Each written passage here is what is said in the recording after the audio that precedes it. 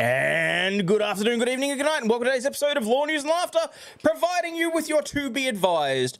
Yeah, that really stuffed up. But anyway, how we doing, folks? It's Friday. I'm jumbling over my words because it's already 1 a.m. Thank you to everyone that was so sweet and stuck around. And hang on, let me pin that message before I forget anything else. The Give Send Go for Legal Vices is still up. My understanding is that has crossed like $9,000, which is amazing. Thank you so much. Wings dropping a membership, a super chat already. Good morning, good afternoon, good evening to all. I hope everyone is well. I'm actually I'm doing pretty well. Intro was so good I hit the like button twice. Yay. Might want to change the title. I did. I just made it Friday fun. So I just realized that the bots are not up and running. I really need to be able to do that. Busy reading up on McGirt v. Oklahoma. No worries in my end. I will take your word for it. So, what I was going to do today is look at some of the upcoming cases for 2025. I kind of wanted to sit and watch a very specific hearing, and then I looked into it, and the entire freaking thing is 6 hours. I'm not doing that tonight. So we'll have a look at a couple other cases, and then we'll just see where the wind blows.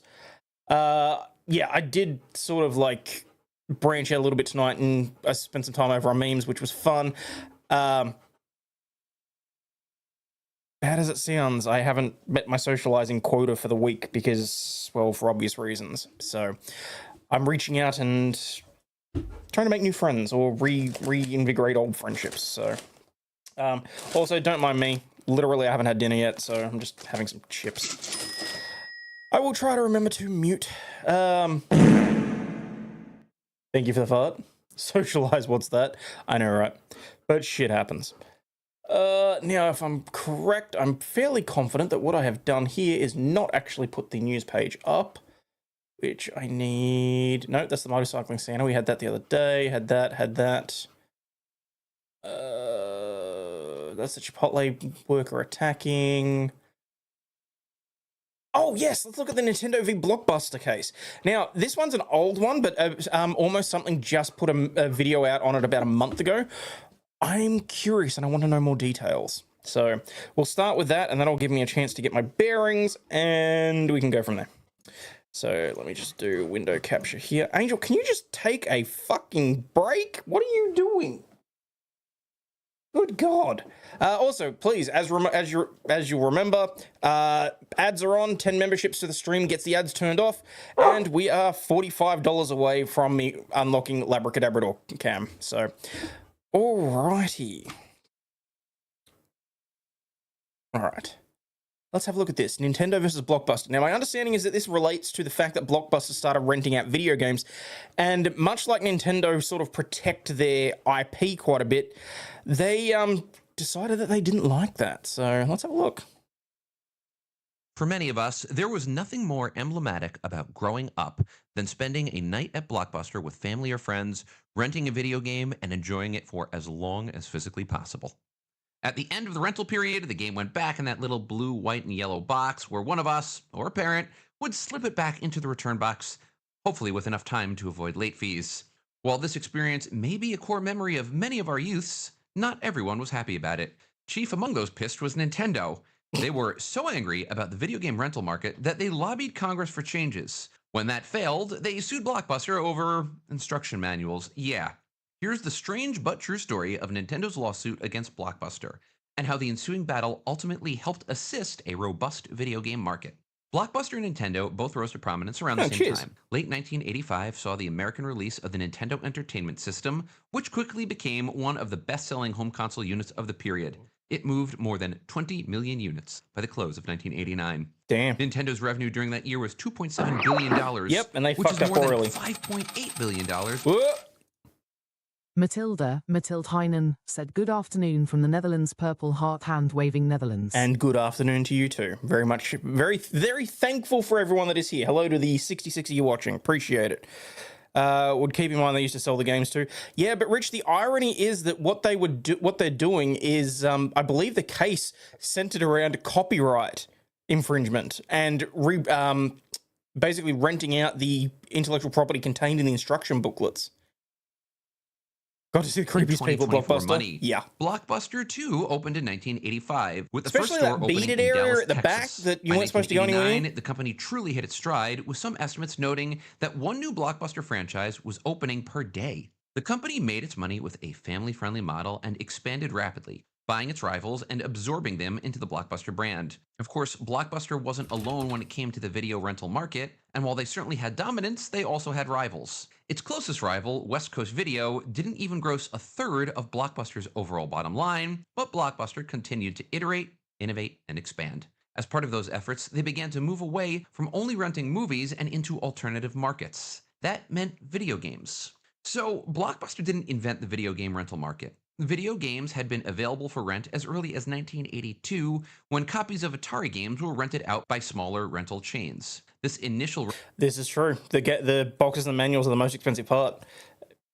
It's because we used to damage them. We used to like toss them around and whatever else and just ignore it. And they were the things that, I mean, really, we should have been taken care of. So, but this is why the wife seems to think that I'm nuts when I say that I want to look after the boxes that my shit comes in case I want to like store it or put it away or whatever else. Remember, you get a fine if the video wasn't rewound. Be kind, rewind.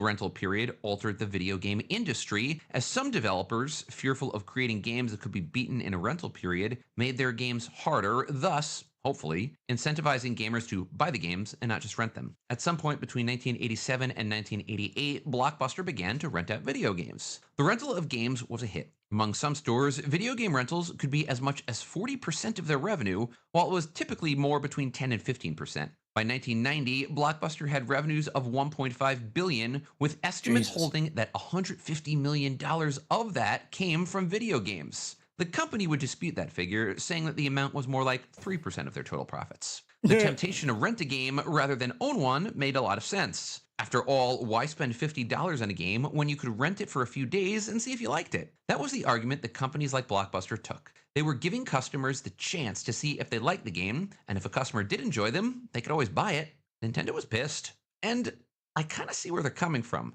Stores like Blockbuster argued that they were treating video games like films for rent. However, there were a lot of differences. Unlike renting movies, there was no exclusive period during which a game could not be rented. Nintendo also didn't see any share of the profits, save from the original sale of the game itself. As angry as Nintendo was about video game rentals, the actions of companies like Blockbuster were perfectly legal. Video game rentals were governed by the first sale doctrine, which allowed an individual or business to distribute something that they had purchased. Something important to keep in mind here. Many rental companies weren't just renting traditional Nintendo or Sega games, they were also renting computer software. As a result, video games and computer software companies were actually in the same spot, potentially losing money to rental companies that were, in their opinion, attempting to undermine them. Recognizing this problem, the battle lines were drawn. Computer and video game companies worked with groups like the Software Publishers Association to pursue a new law in Congress, one that would prohibit any sort of software or video game rental. The Video Software Dealers Association, who represented the rental companies, vowed to stop such laws. Video game rentals were too lucrative, and they would stop any deal that included them.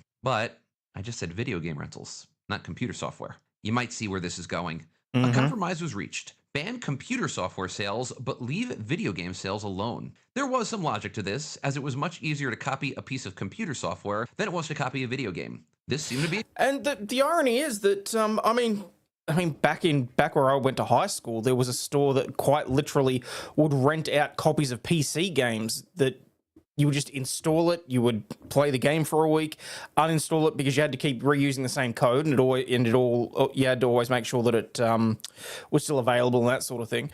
But it was always very. I still to this day I still have no idea how they got away with that. I think given that they closed not long after I finished high school, that someone ratted them out. But it was always very interesting. That's how I got to play some of the games that I had never seen or heard of before. But a compromise that worked for everyone, except Nintendo. In mid-1989, legislation passed the Senate Judiciary Committee that banned the rental of computer software but left video games untouched. Similar legislation, which also left video games unprotected, passed a House of Representatives committee around the same time. Nintendo, as you can imagine, was furious. Said Howard Lincoln of Nintendo, video game rentals were, quote, Nothing less than commercial rape. I can spend thousands of hours and millions of dollars creating game. I expect, therefore, to be compensated every time the thing sells. All of a sudden, out of the blue, comes a system that distributes my game to thousands of people, and I get no royalty. As for the Software Publishers Association, Nintendo said the group, quote, sold us down the river. He's not wrong? Nintendo offered a compromise. Their legislation would give Nintendo and any other video game company the right to prohibit the rental of video games for a year after they were published, similar to protections afforded movies. That bill went nowhere, and Nintendo was out of luck. And now we turn to instruction manuals. Yep, you heard me right. We're moving from the halls of Congress to the words that tell you how to use a digital sword. So follow this for a second. Video game rentals came with the game itself and often an instruction manual. Of course, the usefulness of instruction manuals varied. For some games, they were totally unnecessary and extraneous, but for others, the game was unplayable if you didn't know what you were doing. This was also before the internet, so it's not like anyone could just look up what they were supposed to be doing. Naturally, we're dealing with small pieces of flimsy paper getting passed from user to user, often getting absolutely covered in pizza grease or soda, lost in mom's car, eaten by the dog, you name it. This means that video game rental companies, such as Blockbuster, had to make photocopies of an instruction manual ahead of time. If the original manual was ruined or lost, they could just put one of the copies in its place. And that was a clear violation of the law. Renting a game you had legally purchased? Perfectly legal. Copying Nintendo's copywritten work and reproducing it? That was a clear violation of copyright law. Now, you may be asking yourself a key question. Why the heck is the use of instruction manuals a violation of copyright law, but the use of video games themselves isn't? It comes down to the photocopying. You are free to do what you want with a video game once you rent it. Yeah, so it's the difference between creating a duplicate of the work as opposed to sharing around or renting out the original item of work. It's a nice little exploit in copyright law, but I can see how and why Nintendo decided to use this as a way to get around it. And why they would sue over it, because they were just being petty. I mean, I'm not going to lie. In my personal opinion, Nintendo is incredibly freaking overzealous, shall we say, when it comes to their enforcement of their legal rights. So, I mean, I'm still... if they typed up the instructions, they would have been fine. If they had typed up the instructions in their own... manner, if they didn't replicate how the manual was set out. But I mean, theoretically, if there's a copyright notice on the manual itself, it would still be reproduction of the written word. So not necessarily. But the same way with sheet music and other things like this. Yeah. So many Friday and Saturday nights looking for movies and games for the weekend. Oh, I know, right? Going into like Blockbuster or Video Easy of a Friday night, picking out a 2-day rental. Oh, wow, we've got the whole weekend to watch it. That'd be awesome. And it was back when they used to like rent out consoles as well. I distinctly remember renting out a Sega Genesis and I think it was a copy of Sonic at the time. And like it was just so much fun. Jude, the shout out is not quite working as of yet, but I will happily give you a shout out. Shout out to Jude Curio in chat, people. Even if they use slang instead of words in the manual. No, see, if they changed how it was worded, that's fine. If it was a direct reproduction word for word, it's still technically a breach of copyright rules. But if they changed, I think it's like 2 in 10 words in a sentence or something like that. Effectively, if you get around the plagiarism, you're getting around copyright. So, should make the son give me his games and rent them out for pocket money. Best friend and I read Double Dragon 2 about a bazillion times. Yes. What was that? You can't throw the pals out anymore. It just spawns the pals next to you. Shit, I've not gone back and played that game in like ages now. But the whole Pal World case, that's looking to have devastating ramifications for game development. Because if Nintendo can legitimately say that game mechanics can be patented and registered, game development as a whole will come to an absolute crawl, because pretty much every game has a form of game mechanic that the first company to create it would be able to. So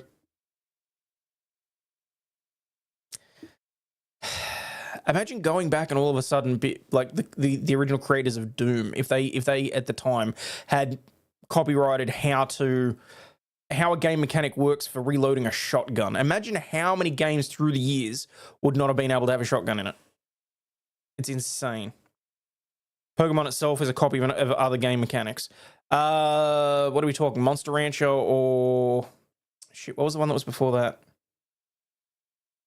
But yeah, Pogopair just had to pay a license for it. No shit. There you go.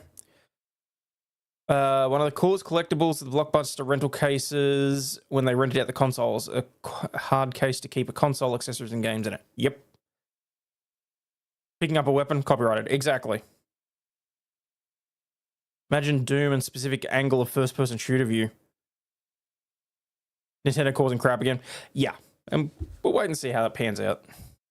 It per the first sale doctrine. However, photocopying manuals means that you are making a copy of someone else's protected work, and that is a clear violation of copyright law. Nintendo wrote Blockbuster on July 31st, 1989, informing them of this discovery and demanding that the company cease and desist the practice of photocopying manuals. They followed this up with a lawsuit 5 days later in federal court, accusing the rental giant of copyright infringement. Now, Nintendo said that they filed the lawsuit because Blockbuster ignored their letter. Dragon Not Quest, really if I sure remember. 5 days is enough to, respond to a letter, but whatever. Blockbuster's public response was almost exactly what you would expect. They were busted, but come on. Blockbuster accused Nintendo of filing the suit out of frustration over Blockbuster's practice of renting out video games and cutting Nintendo out of those profits. That may have been true, but Nintendo had a point and everyone involved knew it. Even at the time, Blockbuster said that they may look to alternative legal ways of getting copies of the instruction manual. A spokesperson even went as far as saying that the company, quote, might even consider writing our own. Bowing to the inevitable, Blockbuster agreed to suspend its practice of photocopying manuals, something which, according to the lawsuit, had only been found in 4 stores. They also agreed to a judge's request that they send all franchisees a letter informing them that this practice should stop. Now, that was all well and good for Blockbuster, but smaller stores that were operating on a shoestring budget might not have been able to buy new manuals or create their own. In this case, these stores were forced to remove manuals or potentially face Nintendo's wrath. This more or less ended the legal battle between Nintendo and Blockbuster, but it did lead to some interesting long-term implications. In 1990, the lawsuit was settled out of court, and no amount was ever released in terms of the damages awarded to Nintendo. The video game giant, which said they expected to sell 70 million games in 1990, continued to fight to ban the rental of video games, but with no luck. In November 1990, legislation passed Congress which banned the rental of computer software games, leaving Nintendo's rental status untouched. Nintendo had lost the battle and continued to complain about the results, noting that they were never able to see any profit from video game rental companies, who were able to reap millions without compensation to companies like Nintendo. Now, fear not, because as times change, so do business relationships. Realizing that they could profit from each other, Nintendo and Blockbuster repaired their relationship and worked together. Nintendo would go as far as releasing a series of exclusive games through Blockbuster, including games like Clay Fighter, Eek the Cat, and Final Fight Guy. Probably not the greatest of the crop, but whatever. In the late 1990s, Nintendo even ran a video game tournament exclusively through Blockbuster. Not to be outdone, Sega made the same business decision. In fact, Sega ran a relatively advanced piece of technology through Blockbuster, the Game Factory. This blank cartridge allowed for fans of Sega games to download the games directly to the cartridge via a dial-up modem connection. Again, we're talking 1993. That's pretty cool. Of course, that's all well and good, but as we know now, the video game rental market is basically dead. Technology gives, and technology taketh away. Blockbuster was unable to adapt to changes in technology and ultimately went the way of the dodo bird. There is a mere one Blockbuster remaining. Incidentally, before... Are you counting the one that guy put together and that Blockbuster's allowing to remain for his, autistic son? I think technically there's 2 then. But anyway. Before I turned this channel's attention to video games, I actually did a long video that laid out why Blockbuster ultimately did not survive. And yes, it had to do with a lot more than Netflix. Link in the description if you're interested. One of the reasons that Blockbuster died was a failure to adapt to the competition in general. That included 2 new sources of competition for video game rentals. Kiosks like Redbox offered inexpensive alternatives that enabled users to rent video games. I'm kind of hearing it too, but let's just, ignore that. Renting games was a major factor in saving the video game industry and its future. Yep. They also went because people started downloading videos and burning them onto a CD. Not so much, Glennis. Not as much as you would think, honestly. But, look, they made some very poor choices.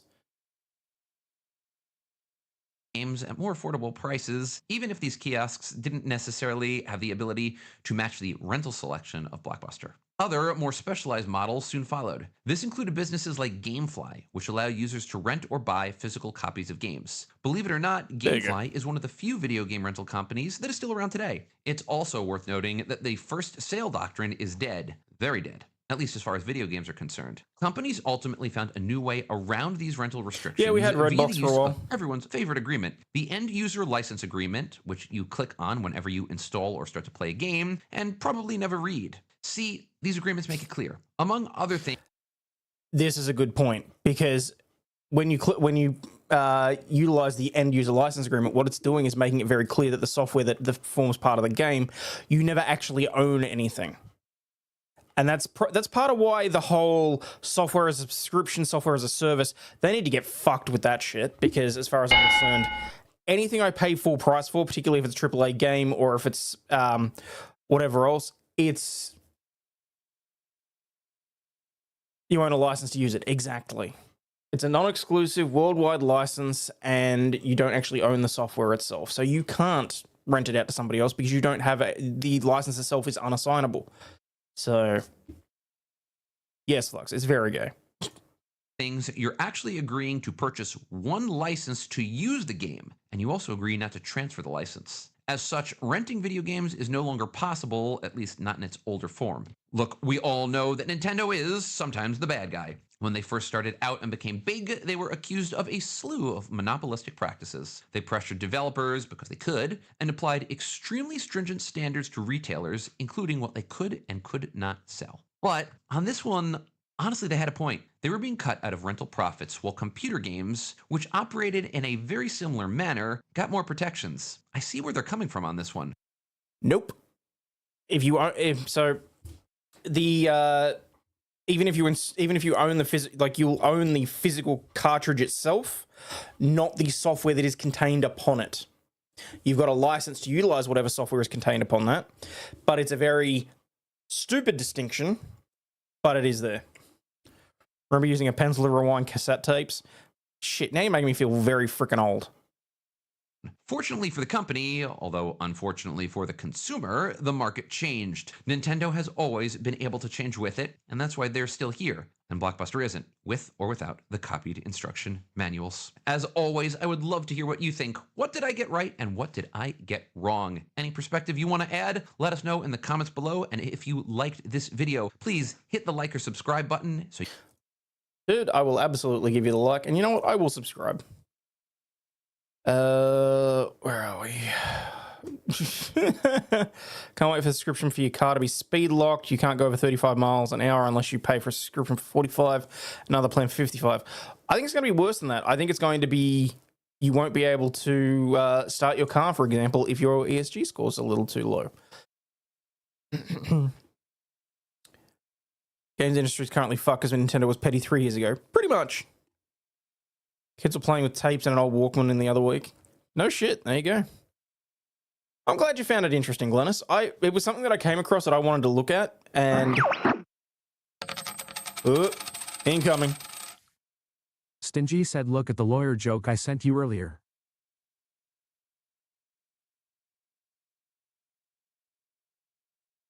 Okay, firstly, okay, so it popped up there. Anyone wanting to get into retro games like NES and Sega to look up EverDrives, you can load up a NES. You can, but I'm in no way endorsing that, and I would in no way have a 12 terabyte hard drive at any point. I wouldn't suggest that. I'm in no way suggesting any breaches of copyright whatsoever. All right, where's this? What was this? Lawyer joke. God, now I'm scared. Move that out of the road. This comedian made the best joke of 2024. You hear about the woman who burned down the abortion clinic in Wyoming a couple of months ago? Woman, she burned down the only abortion clinic in Wyoming. It was 2 weeks away from opening, burns it to the ground. So This can't be it. That can't be the lawyer joke.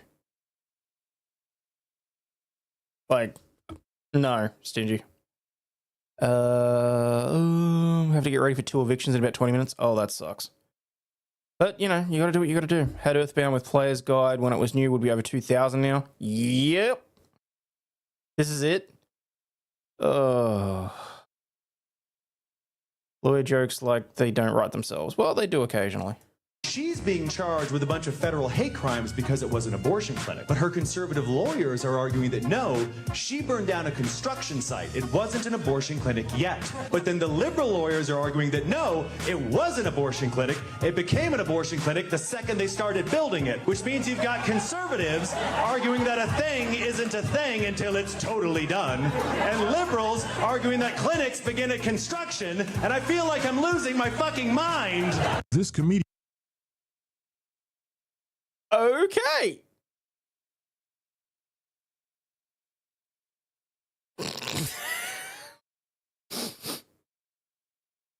Can see them setting a limit on how far you can drive in a week. Yep.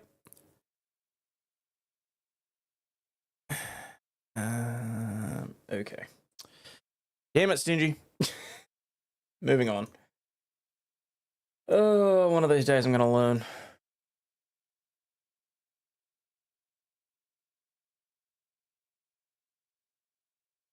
No, let's leave the fertility ritual alone after that. I think that's a little bit much.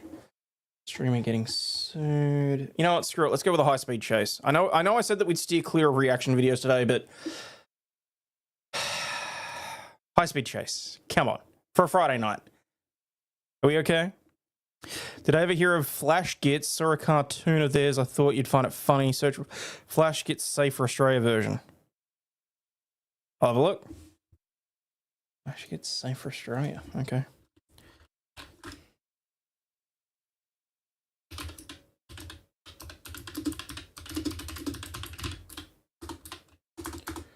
It's kind of sad that I have to type in like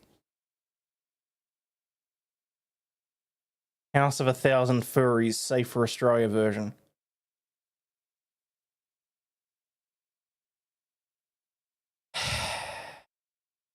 In Arkansas, weaving through traffic at 109 miles per hour.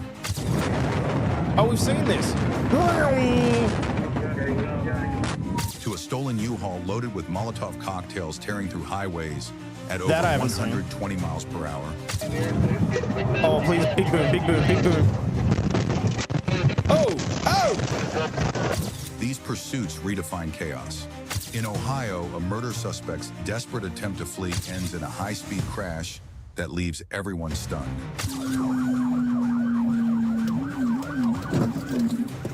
Witness the danger, drama, and the relentless pursuit of justice in When High-Speed Police Chases Leave Everyone Breathless. In Fort Smith, Arkansas, on April 10th, 2020, a high-speed chase ended in tragedy. It began at 6:30 a.m. when Justin Battenfield, 34, ran a red light on Highway 71. A Forest Service officer tried to stop him, but Battenfield refused Jacob's to pull proud over. Madre said, because we can't just let it stay on 1/10. Thank you. Puts us another 5 towards Doggo Cam. Appreciate it. $40 away. Also, for those of you here in Victoria, we officially have a new Liberal leader. Apparently, Pursuito's out on his ass. So apparently that happened about six hours ago. Trooper Michael Springer joined the chase near Young Ridge Road, reaching speeds that turned this pursuit into a dangerous game of cat and mouse.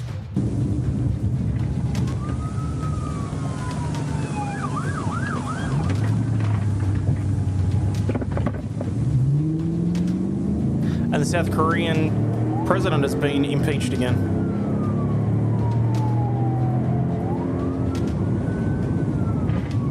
Jerry Springer's nephew.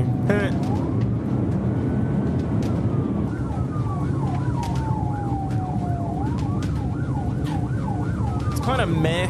I mean, we're still stuck with the Labour, the left-wing government for another couple of years, so... Battenfield drove recklessly, weaving through traffic and ignoring the lights and sirens behind him. Drivers cleared the road as officers raced to keep up, but a brief delay occurred when another car unintentionally blocked Springer's path. Trooper Ellis later joined at Highway 45, taking over the lead pursuit. As Ellis entered the chase, Battenfield accelerated north on Highway 71 before making a sharp turn onto Arkansas 255. His desperate attempt to escape involved passing cars on the shoulder and ignoring traffic signals, endangering everyone nearby.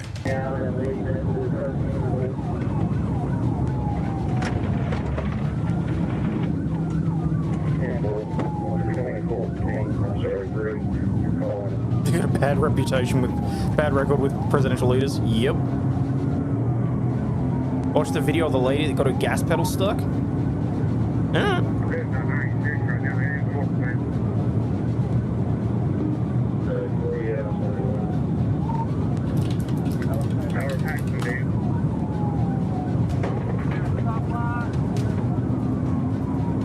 The chase became more dangerous, raising questions.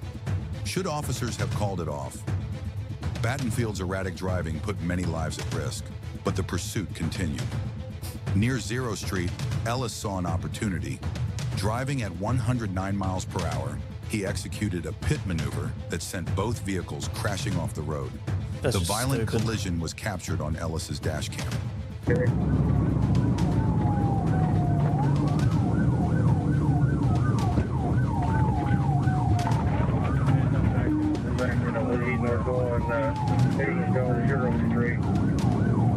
Why have they got? Well, I don't understand why this is blurred. Did they steal the footage from another channel or something? Like, I'm gonna get the leg up.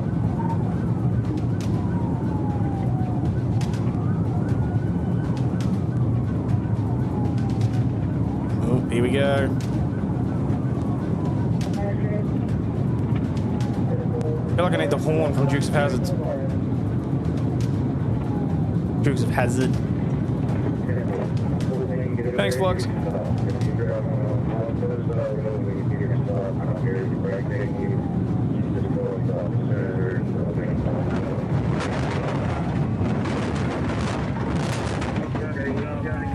This doesn't get any easier watching it for a second time.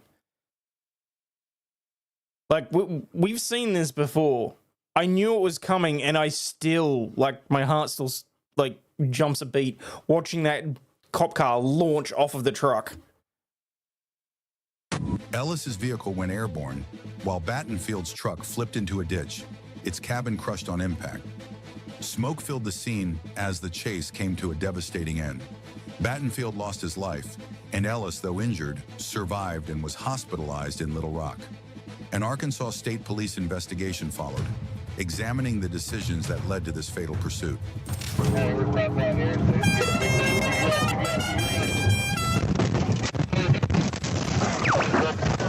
On February 7th, Torin 3 said, 2000 for a fun bit of news, I got my 3D printer set back up after 18 months. Currently printing modular storage containers so I can finally organize tools. Sweet. That's a good job. Yeah, I've really got to do something with my 3D printer. It's just sitting in the garage. I got to sort that out. 24. In Tontitown, Arkansas, officers responded to an urgent call for backup. A stolen U-Haul van was tearing through highways at High-speed car chase caught on tape. What they didn't know at the time was that the suspects were armed, not just with firearms, but also Molotov cocktails. Damn. Multiple This is gonna get good. agencies, including the Arkansas State Police, quickly joined the pursuit, bringing their reputation for assertive tactics into play.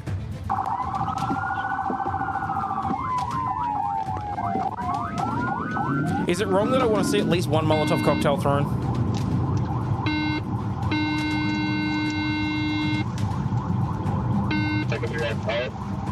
We're coming up to you guys right now. Exactly. Go ahead.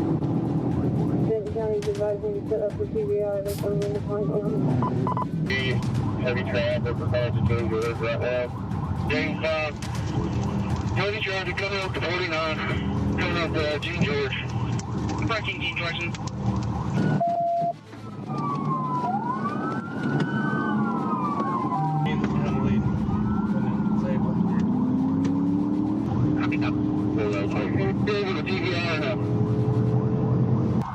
Still out, you got away from us.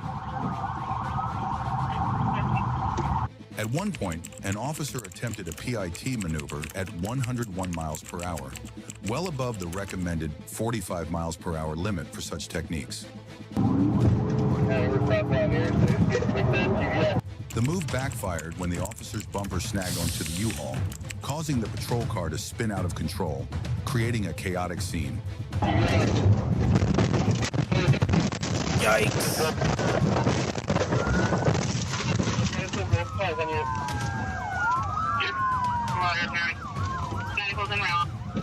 Medical's en route. I should fucking well hope so.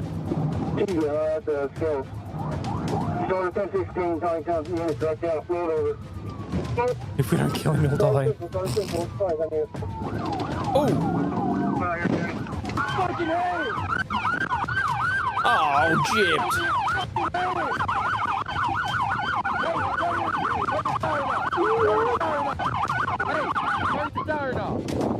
Get him out. Hey, get him out that way. Get the passenger out. Aiden said, I don't have anything to say, but I'm very goal-driven woman shrugging.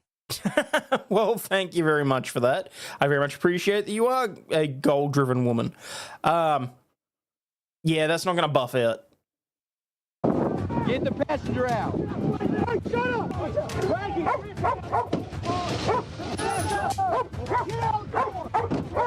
Get out! Hey, pull that airbag. Pull that airbag. Get! Oh. Damn it, I am disappointed, but at the same time I'm glad that the only people who... Oh, well, actually, I was going to say the only people who got hurt were the people in the truck, but there was that car, the cop car, so... Violate policy, get a pay rise. Oh! That was always going to... The chase spanned 60 miles. Wait. Did they just shoot something? He did too. This motherfucker here fired. I just noticed that. Black Horse Cavalry said halfway home. Sweet. Wait, hang on. 5, 10. How was I behind on the dog cam?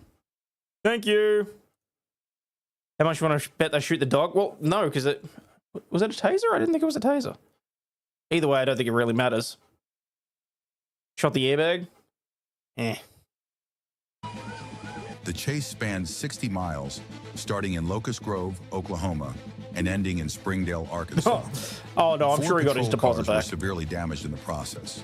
The suspects now face serious charges, including aggravated assault, criminal conspiracy, and possession of destructive devices.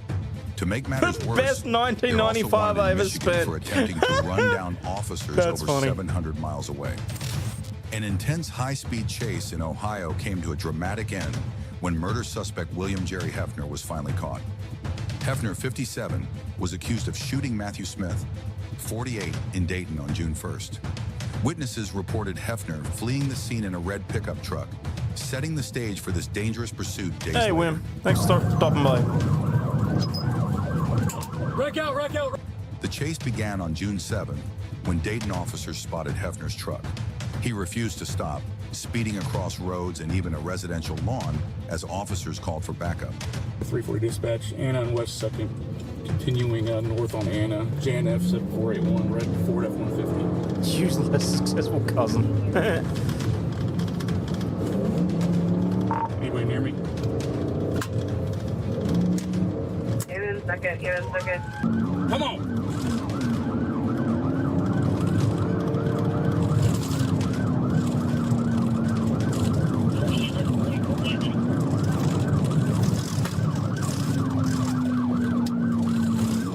See, that's just dangerous.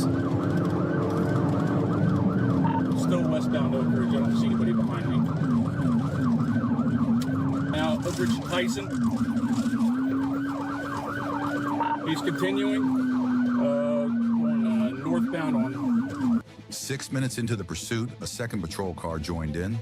Hefner accelerated to nearly 100 miles per hour, weaving dangerously as dashcam footage captured every move. Officers held back, waiting for the right moment to intervene.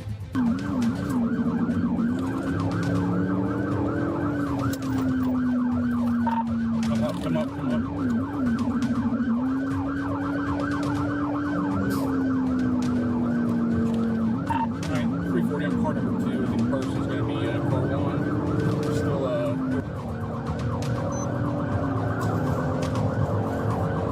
See, now I feel like the cop cars are just taking in turns, overtaking each other and playing a game. Traffic's moderate. Speeds are approaching 100.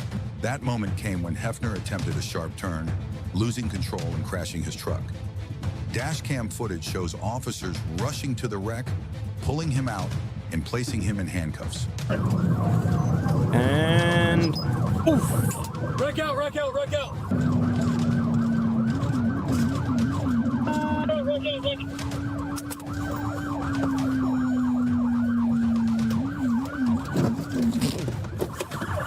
I know why they do that, it's still funny that they do that.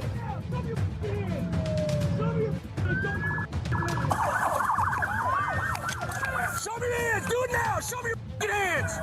Show me your hands! Don't you move! Hang on, get him on the other side. Get him on the other side.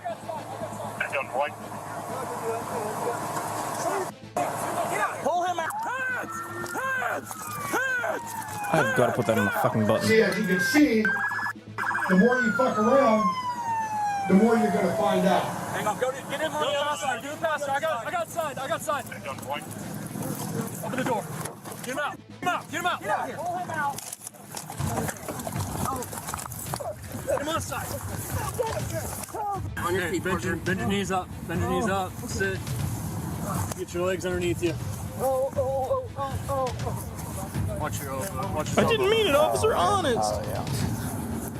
All right. Where's your car? Where's his car we're going to?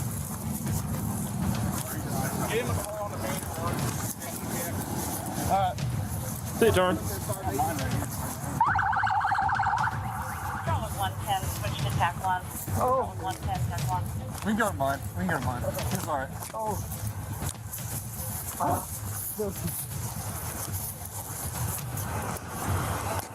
He's not in good. I just took the gun. Yeah. He didn't know where he was going. Have a seat. Turn it right. Yep. Turn your butt in. Yeah. Oh, my. Fire. Medics around, right? Oh. All right. Just have a seat there. Oh. Bloodied from the crash, Hefner was inspected by officers before being guided to sit in the squad car.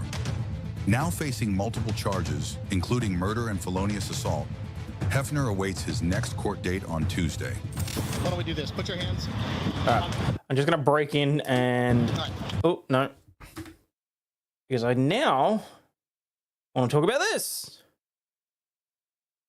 Maryland man was arrested and charged Thursday after authorities say that St. Mary's County that he walked in... in St. Mary's County, said that he walked into a church's Christmas Eve midnight mass and poured whiskey into the holy water. Thomas Campbell Bowling Von Goetz, 34 of Avenue, Maryland, disrupted mass at two different churches in the county on Christmas Eve, according to the sheriff's office. First, just after 5 p.m., the sheriff's office said that Von Goetz entered Holy Angels Catholic Church during mass, approached the altar, and dropped an onion in the aisle.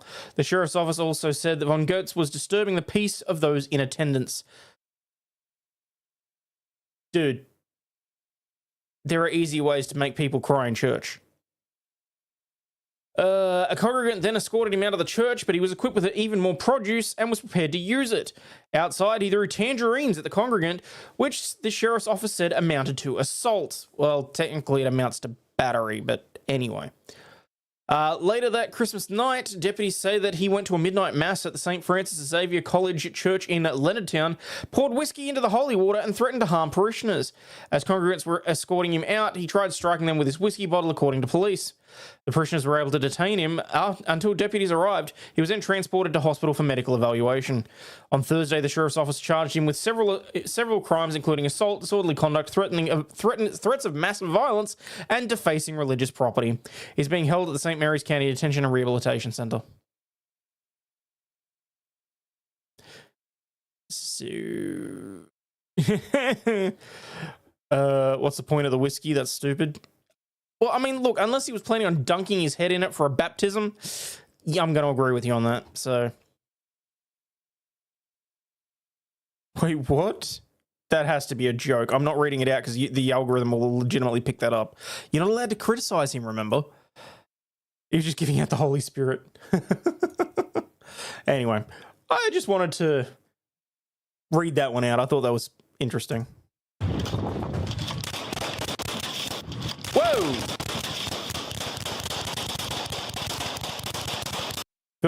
Feel free to keep sending super chats, people, because this is going to get demonetized real freaking quick. Wow. The Sydney to Hobart's almost finished? Sweet. I've been hit! I've been hit! Partner, are you good? I've been... On May 4th, 2024, at 11:20 a.m., the Gulf Freeway in Houston, Texas turned into a war zone. A routine traffic stop spiraled out of control when 23-year-old Jimmy Bryan fired shots at the police, injuring Officer Jay Sally. Bryan now faces 2 counts of aggravated assault, a clear outcome of his violent decision-making. He's slowing down. He is not moving around.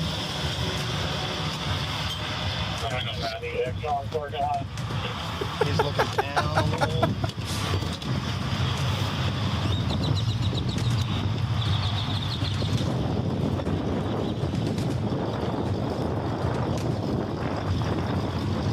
What's up, brother?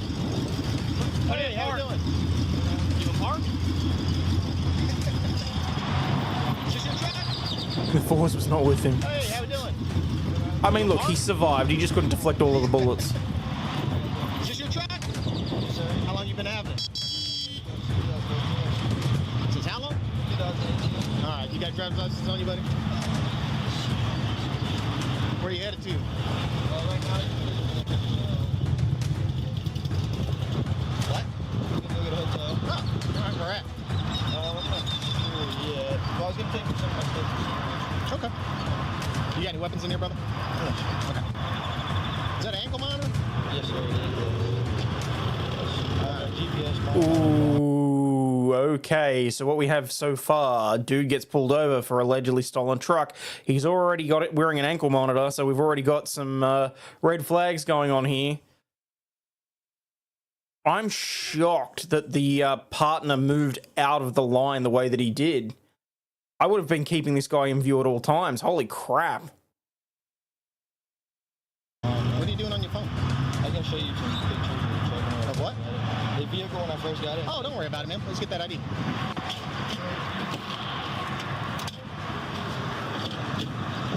Oh, come on. Don't block the view with your arm. Oh, no, yeah, you're fine.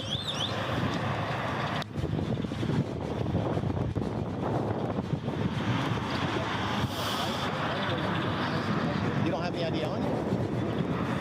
Here, why don't you do me a favor? Take off your seatbelt and step out. Did you just hear me? Look at me. Take off your seatbelt. Are you requesting me? I'm telling you to take off your seatbelt and step out. Why don't we do this? No, I get that he's avoiding crossfire, but there was a way for him to still have him in clear view. Damn. Oh shit! No, it was the partner anyway. It was the partner was over. Holy crap! Wow.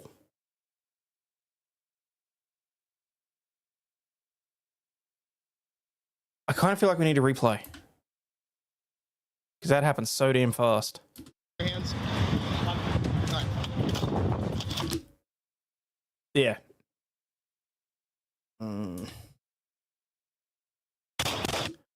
And they're already firing there.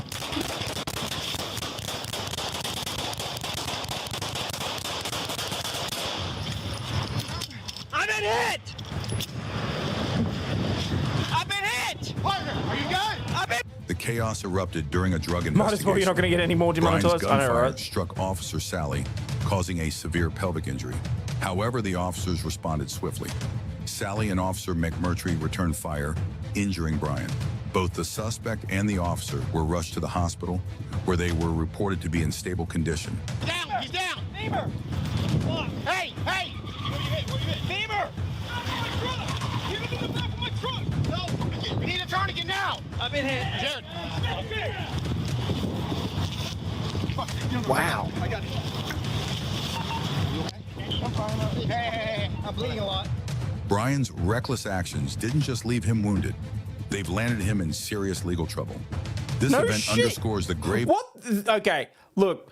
We've still got another 3 days by my count as to the end of the year, and this may still take the cake for the biggest understatement of the fucking year.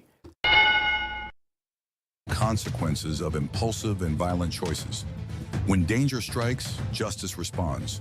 Reckless actions like this lead to outcomes no one can escape. All right, and next up we have, I don't mind this this sort of format that I've got going here. Play a video, read a news article. Play a video, read a news article. Woman shot husband dead, set his truck on fire, and tried to escape in a kayak. A Texas woman was charged with murder. Oop. Jacob's proud madre said. Thank you for the $5 super chat. Appreciate it. Bad aiming, untrained, cop needs more training. I would think so, yeah. Okay, a Texas woman was charged with the murder of her common-law husband after police said that she set his truck on fire and then tried to escape in a kayak.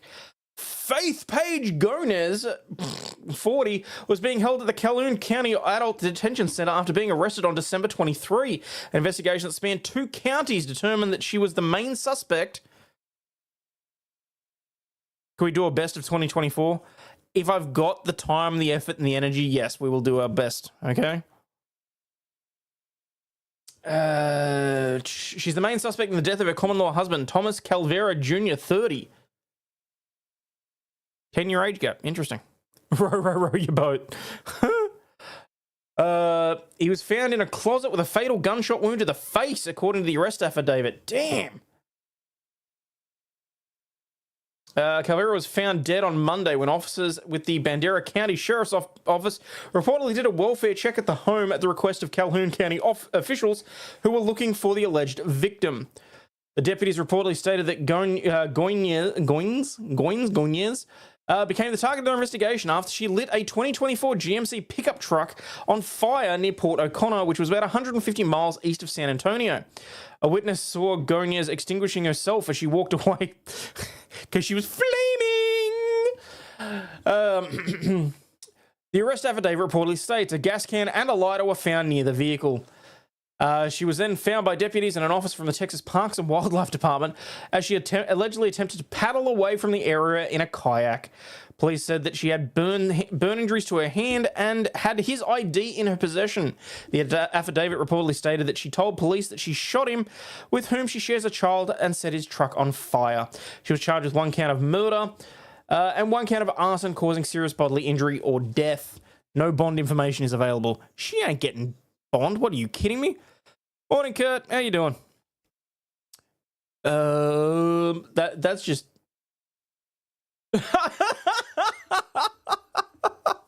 Chat, own up. Who was it? Fire Pilot Filson. Come on. So she's single now? Yes, go for it.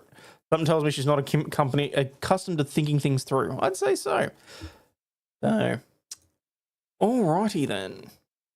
It's pronounced Goines. Thank you. On August 9th, 2024, US 119 became a dangerous speedway as Jareem Roach fled from an FHP patrol officer during a routine traffic stop. Long paddle in the Ignoring wall. flashing lights and sirens, Roach's reckless driving endangered everyone on the road.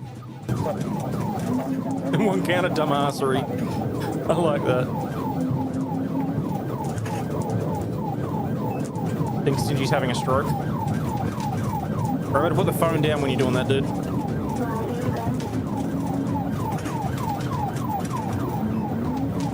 Oh shit, right.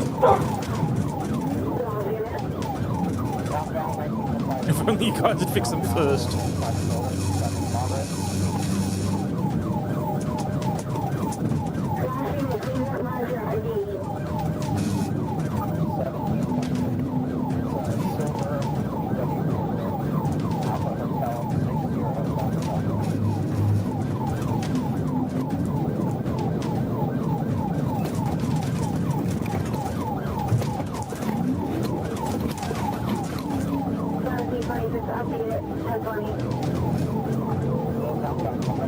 Normal driving in Indiana.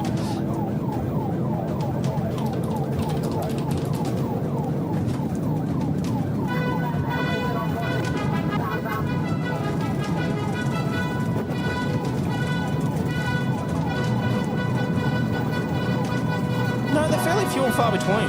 Mostly because we've got rules against when you're allowed to engage.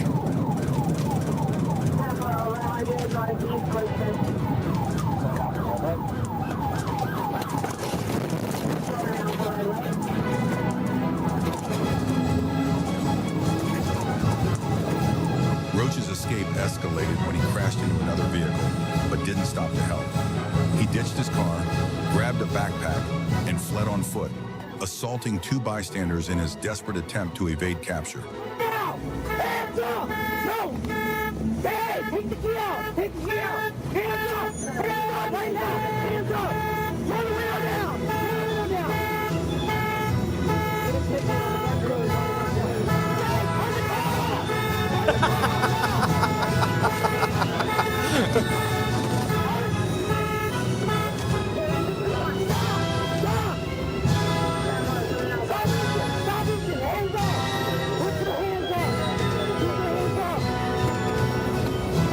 Need tiny missiles. Well, they got the firm missiles once they can.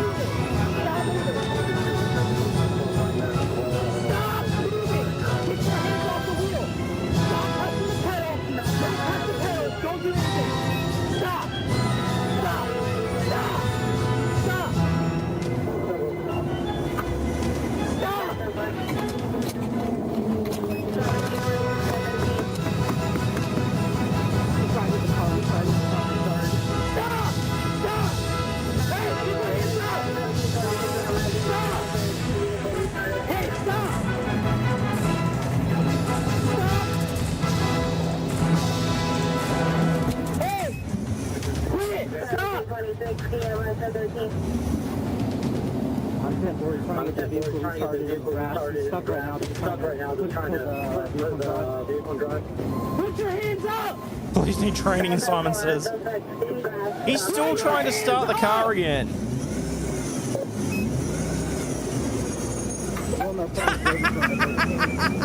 You ain't going anywhere now, fucker. Hands up! Hands up!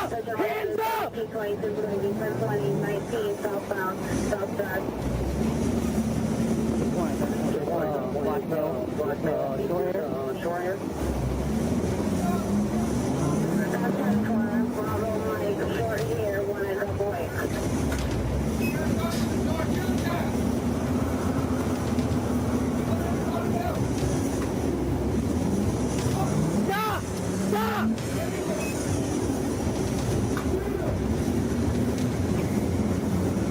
Stop reaching! Stop reaching! Hey, get out from behind him! It's Jeff and the Sammy. Either that or it's Megan and she was trying to hit the cops.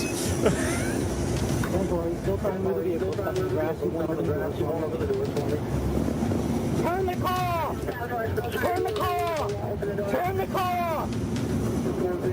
Okay. They have let this drag on way too long. Yo! Turn the car! Turn the car! Okay, now stop moving. Don't do anything, okay? All right. Stop reaching. It's still upright. No, True. don't turn the car back on.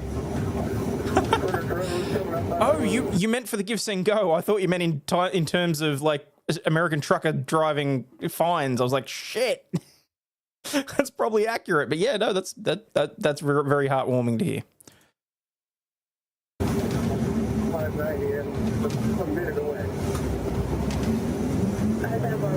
Dude, come on, he's actively trying.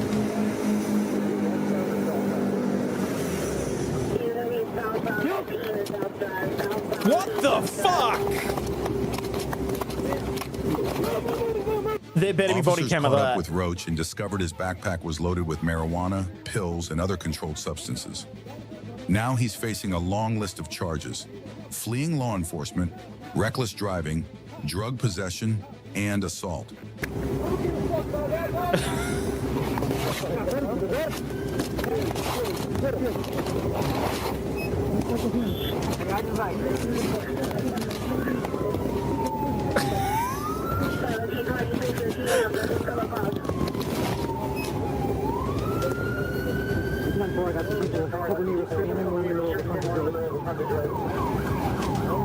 Where's a dog? I have no idea. He was a bad boy. Oh, all right. Customer stabbed over a delivery tip. Angry that she received only a $2 tip on a $33.10 order of pizza and chicken wings, a delivery driver allegedly clocked out of work and returned later that night to stab the female customer 14 times, according to Florida investigators. Oh yeah, she got the crazy eyes. She got the crazy eyes. Did he ever even turn off the car? I don't think so. Cops say Brianna Alvello, 22, was working Sunday evening at Marco's Pizza, a Kissimmee business, when she was dispatched at around 10 p.m. to the nearby Riviera Motel to deliver food ordered by Melinda Isery, 26. Her boyfriend, Bobby Brooks, and the couple's 5-year-old daughter were celebrating Brooks' birthday. As alleged in the arrest affidavit, when Isery handed over the $50 for the food, Alvello began walking away with the money, and Melinda had to stop and ask her for change. She told the cops she did not want to leave such a large tip. After rooting around for smaller bills, Isery and Brooks tipped Alvello $2. Melinda explained the female rolled her eyes and walked away without saying anything. Police charged that Alvello and a male accomplice, both dressed in black and wearing face masks, showed up at the motel 90 minutes after the food delivery. Upon hearing a loud knocking, Isery opened the door and the two visitors burst in. The male intruder brandished a gun while the woman, whom cops later identified as Alvello, began rummaging through her purse and the family's belongings and even smashed the child's Nintendo Switch. Motherfuckers! Firstly, take the Switch if you're going to do that shit, but why? Right before Christmas, ruin that kid's... I think this might be a case where she needs to sit on a hot poker and rotate. Damn it, I need like the Bone Steel voice for that. As a former delivery driver, I get it. A large order with a shit tip is infuriating, but you'd never murder someone over it. I would hope not. Just imagine the priest directing wedding vows. Do you take over 25 to life? That is when Alvello pulled out a knife, Isery turned away to shield her daughter, as any good parent would. That is when Alvello allegedly began striking Isery multiple times with the knife. Cops reported that it was discovered that she'd been stabbed 14 times in different areas of the body and had just found out from the hospital that she was a few weeks pregnant. Fuck. A brief police probe identified Alvello as the suspect in the attack, with investigators stating that she became upset about the tip that she'd received. Seen above, she was arrested on Monday and charged with attempted murder, aggravated assault, kidnapping, and home invasion with a firearm. Her male companion has not been identified. He's gonna be. People need to learn. Don't agree with what she did, but if you can't afford a tip, go get shit yourself. Crazy eyes will come out and get you. Hayden's more pissed about the Switch. I mean, look. It was a shitty tip. Is it worth stabbing someone over? No. Is it worth destroying a kid's Switch over? Fuck no. Yes, I'm pissed off about the Switch. The kid did nothing to you. Why go out of your way to do that? Probably a Luigi worshipper. Oh, my $2. Shop like a billionaire on Temu. Uh-huh. Oh, God. Like, seriously. I mean, what was it? So, $2. So it's... Shit, so it's not even like a 10% tip. Delivery fee doesn't go to the driver, that's why. Oh, there you go. Tip's still not mandatory, get over it. Well, see, as bad as it sounds, here's the thing as well. Imagine if it had been someone from here. We don't do tipping here. It's if you do a tip, it's included in the Uber Eats app. But if you call up a mom and pop pizza place and get food delivered, we don't tip here.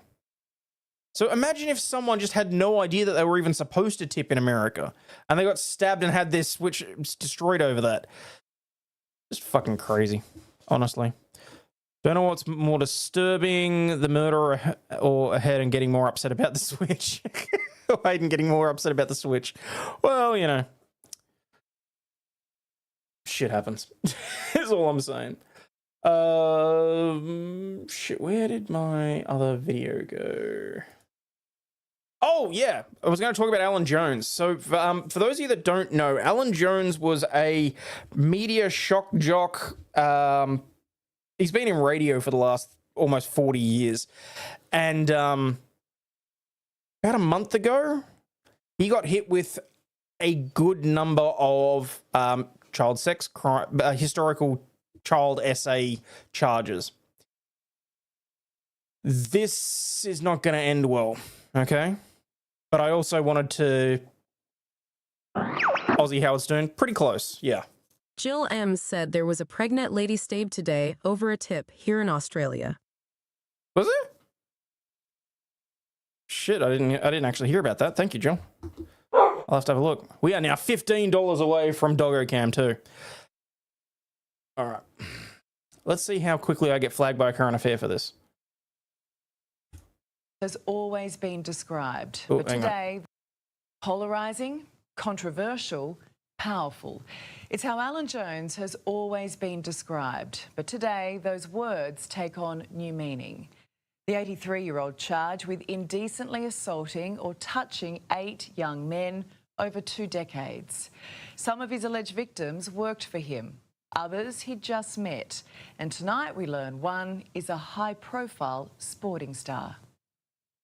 Number 8 LMAO, it's my lucky number, rolling on the floor laughing. Oh, for the... Fair enough, and thank you very much.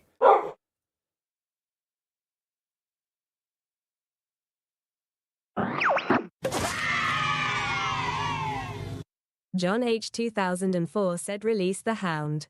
I shall release the Labracadabrador.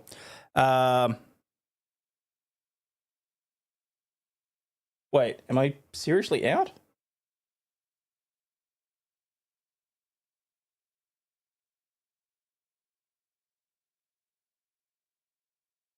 Everything froze. Oh shit. Now the audio is unsynced.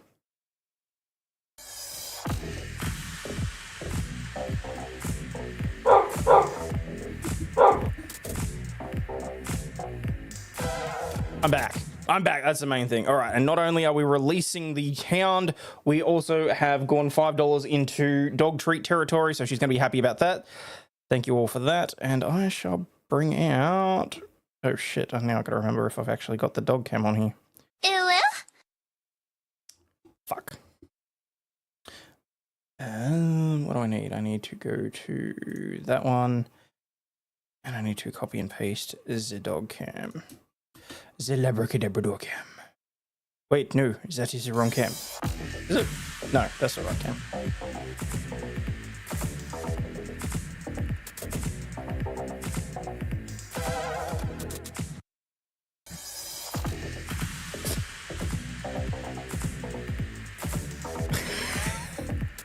You know what? I'm just gonna sit and let you take your time, okay? Jacob's proud madre said because we need to complete this mission. We got there. Thank you, though. Appreciate it. That means she gets 2 treats at this stage. She's gonna be a fat lump. All right. Oh, hang on. Which? Yes, that means I had to plug the wrong camera.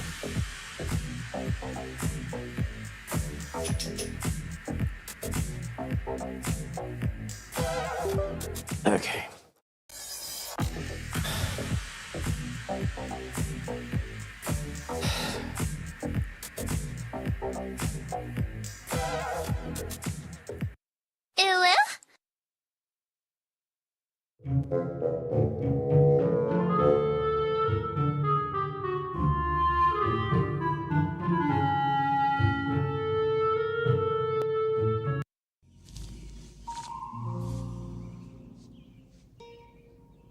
What the fuck is this piece of shit? Why is that not?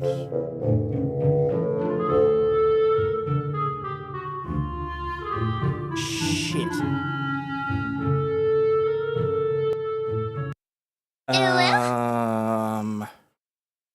I'm just letting you get it out of your system while I work out why the camera's not connecting. At this rate, she's gonna have to sit on my friggin' lap.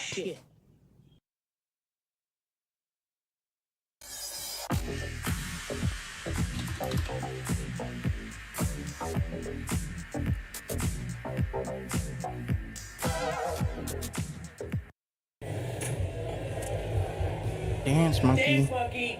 Dance for your dollar. Dance for your dollar.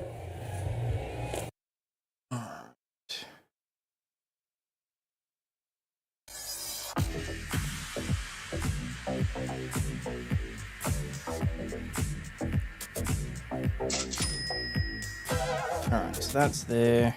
Do a barrel roll.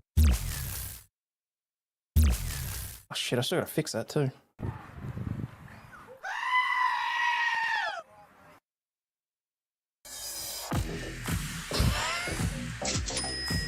And we've just evolved into chaos. I love you all, chat.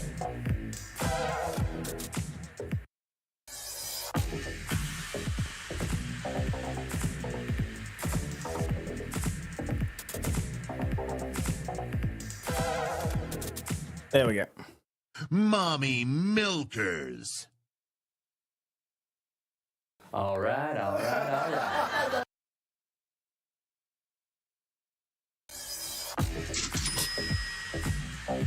For fuck's sake.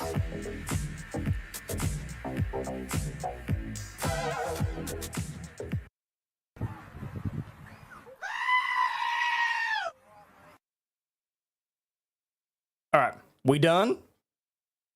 We good?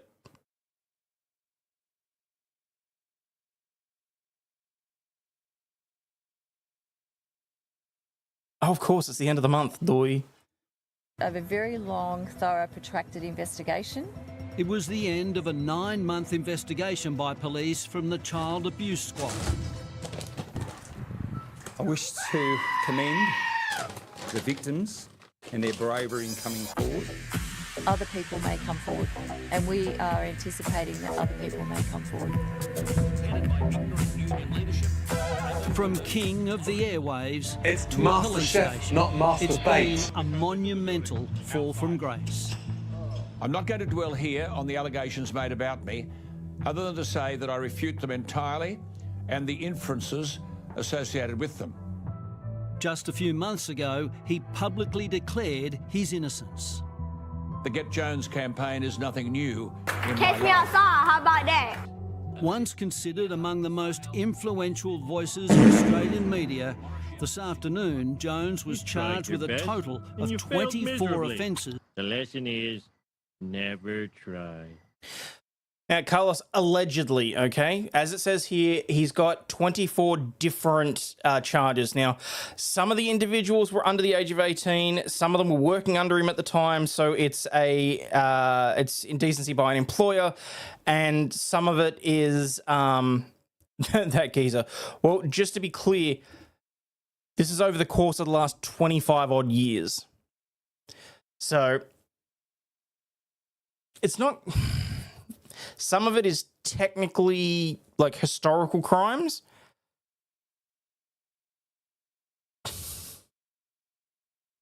So, allegedly involving 8 victims between 2001 and 2019. Assistant Commissioner Michael Fitzgerald. We will allege the accused knew some of them personally, some of them professionally. We'll also allege that some of the victims, when the alleged offence took place, was the first time they ever met the accused. KT, it's Alan Jones. So if I had to equate him to anyone like close enough to an Australian version of Howard Stern, talk radio shock jock and bit of a dick, if I'm perfectly honest, in my opinion. What have you got to say to Strikeforce Bonifin was formed after several men detailed allegations claiming the once powerful shock jock groped or inappropriately touched victims without their consent. Those initial allegations involved 5 men. Jones denied all the claims and said his legal team was planning action against 9 newspapers for the demonstrably false allegations. Hello Our and client welcome denies ever having to the Daily Oz. I'm Zara. I'm Sam. Referred to in your letter, and your suggestion that he has is scandalous, grossly offensive, and seriously defamatory of him. Historical matters such as this are incredibly hard to investigate and bring before the courts. Strikeforce detectives have seized a number of electronic devices from Jones's apartment. Child Abuse Unit Commander Detective Superintendent Linda Howlett. Oh, God, and you can tell she's seen some shit over the years as well. The eyes, I tell you, the eyes. Doesn't look nearly as weird as Jimmy Savile. You knew that guy was up to something. No comment. I'm in no way going to compare Alan Jones to anyone that could cause me to be facing defamation proceedings. So I'm just letting a current affair and the police and everybody else talk, and giving the odd bit of commentary here to at least make it transformative. So Alan, if at any point you feel like any of this is defamatory, you can go fuck yourself. I would like to take this opportunity to thank the investigators for all the hard work that they've done in regard to this challenging investigation. But more importantly, I would like to thank the victims for their courage that they've... Gianna, that's sort of why I'm being careful with what I'm saying here. Allegedly, there's messages, there's the odd recording, there's him on tape saying things. Allegedly, as far as I'm aware. No, I'm not doing a ding for that one because that one was important. Don't look so deep into her eyes. There's another video that I'll play in a minute that's been done by the Daily Aussie, which I think is fairly informative. So we'll have a look at that in a second. shown in coming forward and reporting to police. His is a life that's been mostly played out in the media. At 26, Alan Jones was appointed Head of English at the King's School, Parramatta. He soon became a speechwriter for the then Prime Minister Malcolm Fraser, and even made a play in politics himself, twice failing as a Liberal candidate. And I hope that I've contributed something to the club, and I hope next year I can contribute more. Jones had a string of victories as coach of the Wallabies, but he was far from successful as coach of the Balmain Tigers rugby league team. I'm defending Alan Jones and Alan Jones's honesty and Alan Jones's faith in himself, and I'm defending the truth. In 1988, Jones was arrested at one of London's most well-known gay beats in Soho. Soon after, Jones spoke to Liz Hayes on a current affair. Obviously, people draw their own conclusions, makes all sorts of statements, but I have to live with that. That is the price I have to pay for the law taking its course. He was charged with outraging public decency and committing an indecent act. I have to practice now what I've preached on many occasions, and that is that you have to face up to things and fight. You have to realise that often there are circumstances placed in your path that are beyond your control, and in the face of those circumstances you've got to show capacity and character and all sorts of things I believe in, but you hope. The charges were later dropped. I am proudly a moral person and a decent person, and I've maintained that morality and decency right throughout my life, and I haven't betrayed either of those standards in anything I've ever done. Alan Jones went on to write newspaper columns and had a national TV program, but it was on Sydney radio where he wielded his power with politicians and... Sorry, is that just a thick throw rug or one for doggos? No, it's actually one that's built for doggos. So she's actually laying on, the area that she's laying on is actually built up as a pillow so that she can rest her head on it. So these charges include 11 counts of aggravation. Yes. We went through that, so that's fine. I won't bother reading those out again. Sports stars on speed dial. Oh, but I yeah, thank no, fine. now everyone who's supported me and sent their good wishes to me at this time. Allegedly, he has a really big forehead. This morning, just before 8 o'clock, police came knocking. Jones was driven to a police station in Sydney's CBD. After being charged, Jones was granted bail to face court in December. Tonight, it's understood he's holed up at his luxury apartment in the Toaster at Circular Quay. Yes, that's legitimately a place. By not only what I say, but by living by what I say, and I've all times sought to do that, and I haven't betrayed that at any stage in the recent past or the past. And the test now, of course, is as to whether or not that's going to be believed. You can save your pride. Only time and the courts will tell. Did you do it? Well, crime editor Simon Boda joins me now. Simon, you've been following this story for a long time. It's been a 9-month investigation. Why did detectives move on Jones today? Ali, I believe there was a suggestion that he may have been making plans to travel to the US for a holiday, possibly. We don't quite know. But his bail conditions now mean that he's had to surrender his passport, so he can't go anywhere. I understand that Jones... The investigation itself, as I said, was going on for about 9 months, apparently. And Ironically, apparently the media company that he was working for were involved in the investigation themselves. Like they were the journalists that were doing the deep dive on it. So I don't know how much of it. That's why I'm both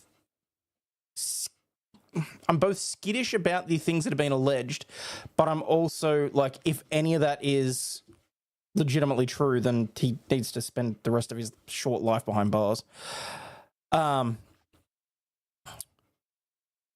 Charging him now that he has Alzheimer's. It's getting hot in here in the toaster. Did anyone else hear them say bowel conditions? It's the accent, people. Man like that could probably get out if he tried. Tons of coast in Aussie land. Well, I mean, ironically, Mockbell didn't make it out, so... And would have had an inkling this was coming, but he would have had no idea that the police would be knocking at 7:45 this morning. Okay, so there are 8 alleged victims. So the range in age and also the way in which they knew him. What more do you know about that? Well, we do know, Ali, that the youngest alleged victim at the time of the offence was 17. We know that, and we've been told by the police, that he worked with some of the alleged victims, he socialised with some of the alleged victims, and some of the alleged victims he'd actually only ever met once. There was only one occasion that he met them. And amongst all those victims, we're now starting to hear, and I understand, that one of those men was a high-profile sporting personality. Now, we can't name that personality. You're licking the wrong finger. Come on, take the treat. For 2 reasons. We can't identify a victim of a sexual crime unless they consent to it being released. So we've got to wait and see where that goes. Yeah, and we shouldn't as well. We understand too that anyone coming forward to making these accusations and allegations, that's a really big step to do, and privacy is what they deserve. So Alan Jones, let's talk about him for a moment, because he was, the man that all politicians and business leaders, I mean, they feared him. If he called, you took that call, and obviously he doesn't still wield that kind of power, but he still has many powerful and influential friends. Is that a concern for investigators? Power and influence, Ali, and I think he still does wield that sort of power and influence. At the media conference today, the detectives were asked whether there was a concern that attempts might be made to influence or intimidate witnesses or victims because of the high profile of this particular matter. Now, Jones is subject, as I said earlier, to bail conditions, which means he can't approach, harass any of the victims, and that's part of his bail conditions, and if he breaks that, obviously he could be locked up. But as you rightly said, he has powerful and influential friends and supporters who have come out and backed him in the past when people have stood up and spoken out against him. So obviously police have got to have that on their radar as the investigation continues, to ensure that all the witnesses, all the victims feel that they are not being intimidated in any way, shape or form. I mean, this process will take a long time to play out, obviously, but I mean, if he's convicted, he will likely end up in jail. You think? And I've been told that by... 24 charges of historical crimes going back to 2001. If he's found guilty, yes, he will more than likely be behind bars. Like, that's some absolutely crack shot journalism right there. Well done. A number of police today that, those charges he's facing, aggravated indecent assault, for instance, and he's got 11 counts of that. That has a yeah, look, to be honest, I watched this one because they put together the promo pack for it, and they covered a whole bunch of stuff that I didn't necessarily want to research myself. But yeah. Maximum jail term of 7 years if he's convicted. Now, obviously, we're a long way from conviction. He hasn't entered a plea, and we don't know where that's going to go. And I think we've just got to wait. What Australian news outlet do you recommend for foreigners to watch to know what's going on in Australia? You're watching it. I try and cover like when I do a usual show, I try and cover as much of the important news from Australia from various media outlets to try and be a little bit balanced in shit. But yeah, if you've got any questions or if there's anything you want to know, feel free to let me know. But yeah, I try and cover the important shit. For the most part at the moment, it's very quiet. Not going to lie. Otherwise, just steer clear of ABC, SBS, Channel 7, Channel 9.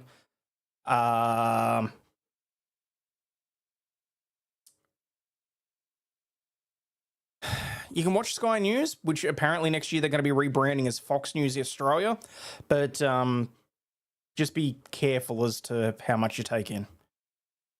Sky News Australia talks more about America. This is true. And see where and what he does in December when he faces court. Right, well, it's been a really big day and a long 9 months by the sounds of it. It has. Appreciate your time, Simon. Thank you. Actually, ironically, there's a channel run by like teenagers. It's called Channel 6. They do it on YouTube. Some of the best and most balanced independent sources that... Yeah, look into more independent sources. Channel 9, Channel 7, ABC. ABC is the government mouthpiece, so you can pretty much ignore whatever comes out of their mouth.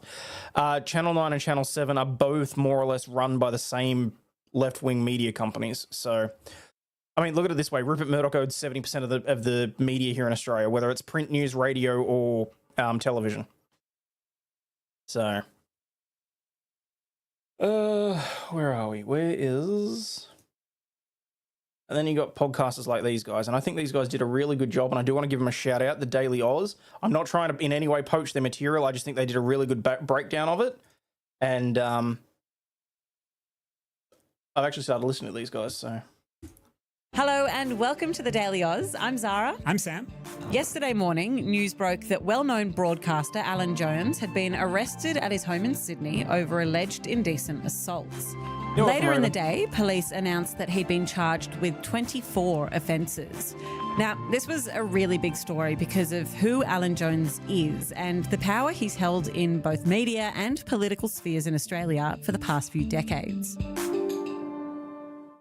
I think the identity of Alan Jones and the power that he holds is really at the heart of this story and why he's been such a permanent fixture in Australian media and political circles for so long. For anyone who isn't across Alan Jones, give me a sense of who he is. Yeah, so when I sat down to write this podcast, I thought I knew a lot about Alan Jones's career. You know, you're told these stories when you enter the industry about someone that had been there for years and years and years.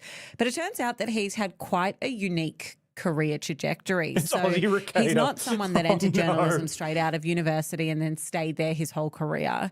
Alan Jones, who right now is in his early 80s, he actually started his career as an English teacher and a rugby teacher at King's. So the King's Oh, no school shit. We got a meme raid coming in. Well, that's great, guys. I was planning on watching this one and then finishing out the night, but hey, glad you're here. Sydney. Which is a really prestigious private school. Yeah, exactly. And then in the mid-70s, he moved into the political realm. And failed miserably twice. He ran for the Senate twice. People in chat are talking about him having Alzheimer's. How can he participate in his own defense? Don't know how that works there, how it's addressed. To my knowledge, he's been diagnosed with early onset at the most, but he's like... Hang on, let me just double check something. Alzheimer's.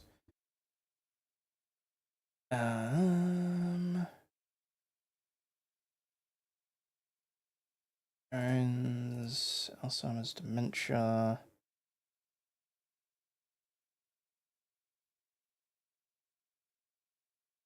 I don't know, like, I know that it's been thrown around. I don't know if it's been formally announced that he actually has. Half the historical claims are inappropriate scrums while playing NRL. That's funny. Because that was him raising money for it.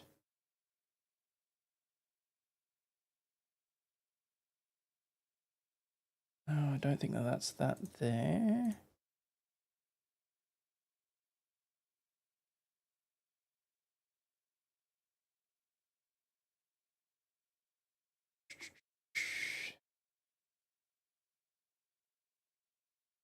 Okay, so they haven't actually... Yeah, I don't think it's actually part of his... Like, I don't think it's actually been properly confirmed or anything like that. Medical evidence and a few doctors need to confirm it. Yeah. And if it has been, it has, so sure as hell hasn't been released. As to how it would be addressed, more than likely what would happen is that a litigation guardian will be appointed on his behalf. If he's unable to give evidence on his own, then that's shithouse, but a defendant is not required to take the stand in their own defence if they don't want to. If he's found not competent for trial, then obviously it doesn't proceed. But it's just whether or not he is. I think we're assuming he has memory issues due to age. Look, quite possibly.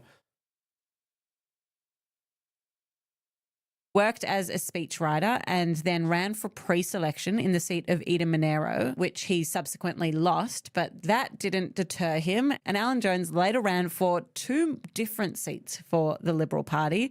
He lost both of those. He failed 3 times to get into politics. He stayed in those kind of political spheres and later became a speechwriter for the then Liberal Prime Minister Malcolm Fraser. Then there was a bit of a switch up in his career, and Alan Jones went back into the sporting world, where he became the coach of the Wallabies in 1983. But then he moved into broadcasting, and it's there that Alan Jones's profile really began to grow. So he became a radio host on Sydney talkback radio stations 2UE and later 2GB.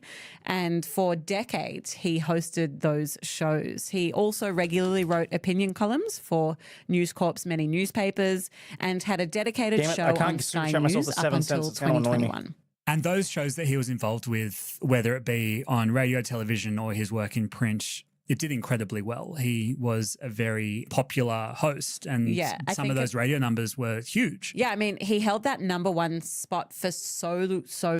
It's really important to remember this guy held a massive amount of sway.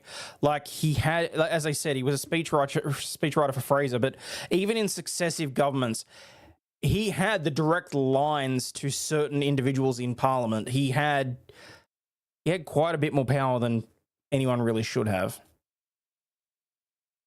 So long, and so many politicians had their run, facing off against Alan Jones on 2GB. It was almost this rite of passage, I guess.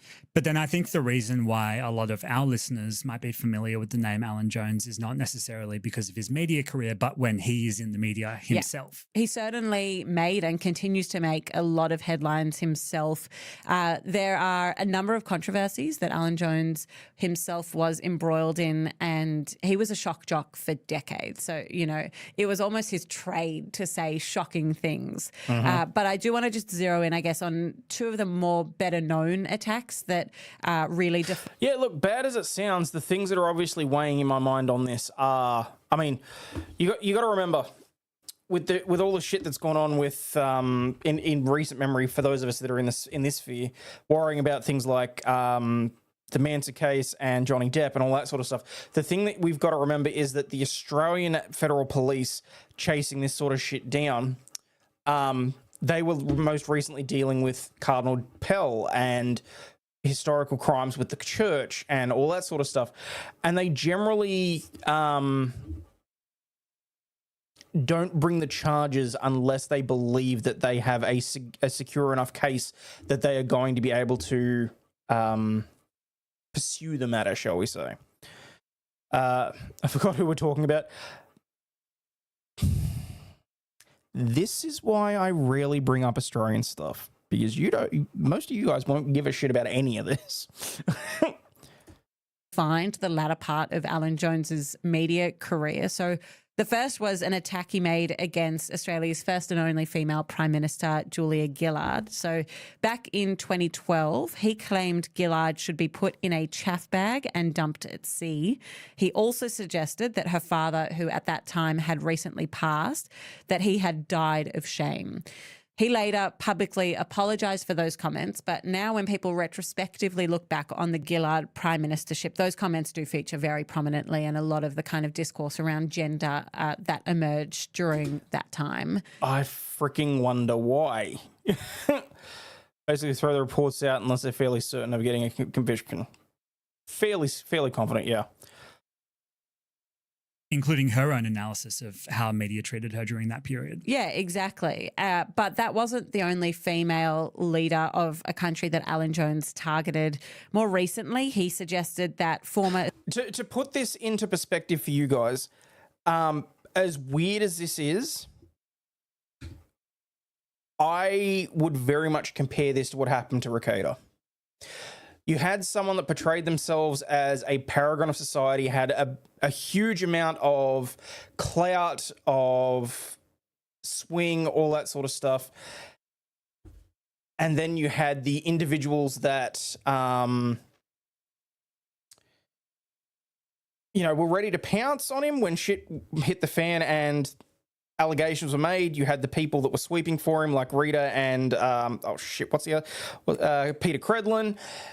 And it's sort of like sitting back and reading about this and watching it, I saw the parallels and it was quite stark to me.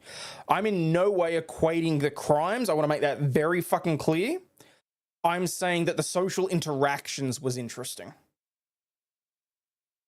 Australian Prime Minister Scott Morrison should have shoved a sock down the throat of former New Zealand Prime Minister Jacinda Ardern. So that was in 2019. At the time, he also said that he hoped Scott Morrison, quote, gets tough here with a few backhanders and that he goes for the throat. The Australian media regulator, ACMA... Scott Morrison was the opposition leader at the time. So he's basically just turned around and said, hey, we should probably be making sure that... I think that they're going on about not a great deal there. I think that was a storm in a teacup. Yes, he said some very... derogatory things, shall we say. I don't think it was ever really I agree with the sock thing. I don't think there was ever really any like promotion of actual violence or anything like that.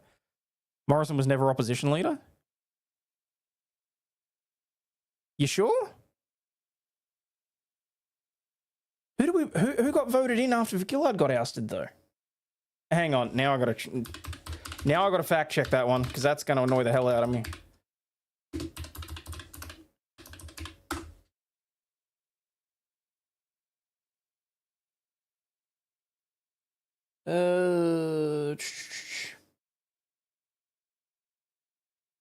Held office as leader of the Liberal Party of Australia and was Member of Parliament for New South Wales Division of Cook from 2007 to 2004.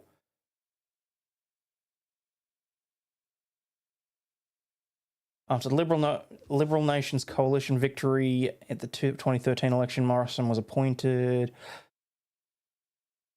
Oh, it was Turnbull. Shit. That's how you know the last few years have been like a massive fucking like clusterfuck with the bug and all sorts of shit. No, you're absolutely right. Turnbull was the one that was in power and then he got rolled and then Morrison was put in place. Ugh. Fuck. That's right, because that's when we went through a succession of... Because we had Rudd. Rudd was the leader of the left-wing party. Partway through his term, he got rolled, and Gillard, Australia's first female prime minister, got in. Then she got rolled for Malcolm Turnbull. Turnbull got rolled for Scott Morrison, who was in the Conservative Party, and then Scott Morrison, who was the one that was in charge during the bug, got rolled for Anthony Albanese, the left-wing dick that's in power now. So that was really messed up. I really hated that. Anyway. Eventually found that Alan Jones had breached broadcasting rules when he said those things.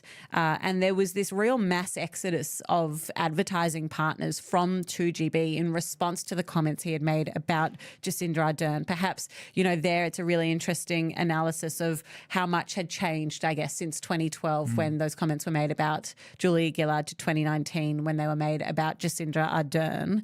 Alan Jones eventually wrote an apology letter to Jacinda Ardern and said on air that he had made a mistake. I think many would agree that the other big... Which, to be fair, I personally think he was probably just doing in order to avoid a defamation case.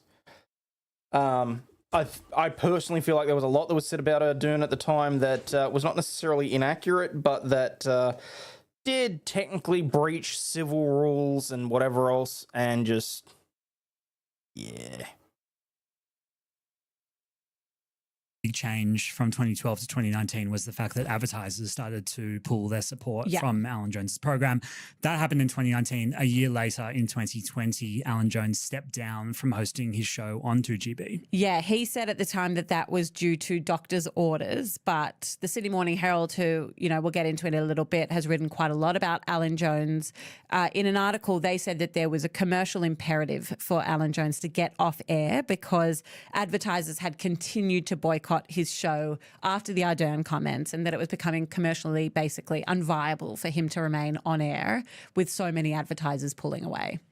So just to go back and recap, we have somebody involved in the school system who then enters politics and then enters rugby and then enters the media, makes controversial comments, part of his personality, and then allegedly enters then some steps kids down in 2020. or What's happened since then?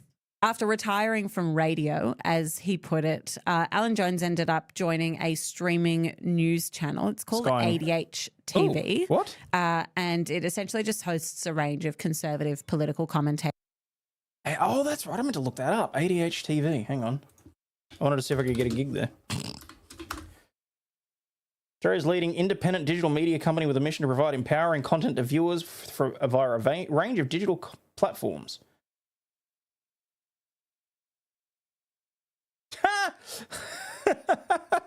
I opened the website. Merry Christmas. We're closed for the year, but we'll be back in the new year.